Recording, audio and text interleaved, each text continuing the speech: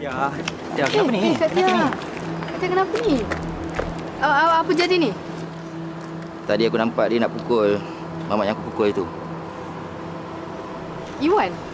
Entahlah Iwan ke Kliwon ke apa. Tapi mamak tu sedas juga kena aku tadi.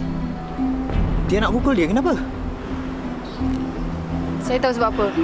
Laki tu memang tak guna pun. Tadi mamak tu kata nak dibawa polis tau. Sebab Tia nak pukul dengan kayu. Sempat pukul tak? Kalau sempat tak adalah kita kat sini.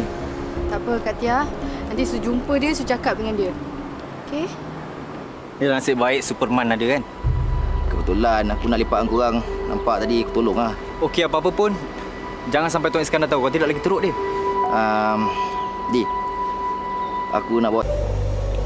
Semenungnya. Tak makan. Tak selera. Risau pasal Kak Tia ni.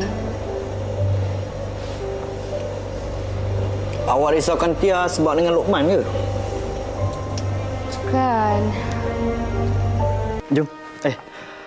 Ingatkan saya, Mrs. Tia. Cakap sudah datang restoran. Saya rasa dah tiba masanya untuk kita bagi tahu siapa ibu dia. Yalah, lagi lama kita simpan. Nanti dia marah pula kita.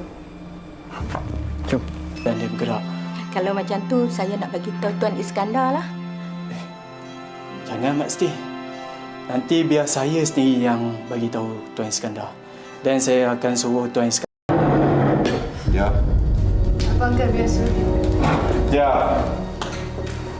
Ya.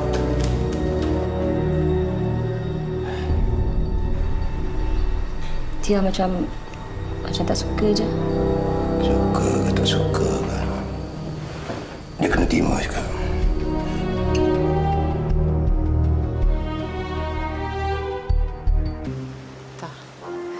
Cuba tengok.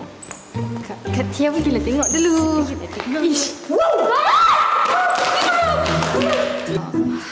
Kau ni bagi salam boleh tak? Ingat nak ajak korang lepak.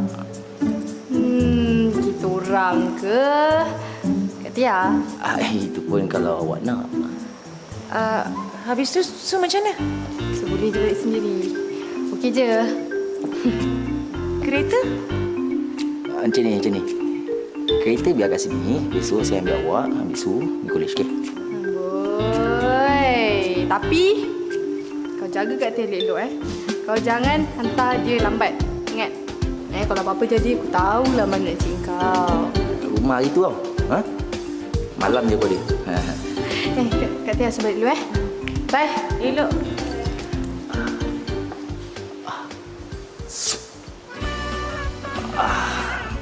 Tahu tak? Petik dia. Sorry. Tahu tak? Kat mana Jom. Mungkin anganku atau fantasi. Mak Encik boleh tak tolong saya? Boleh. Tolong apa, Puan?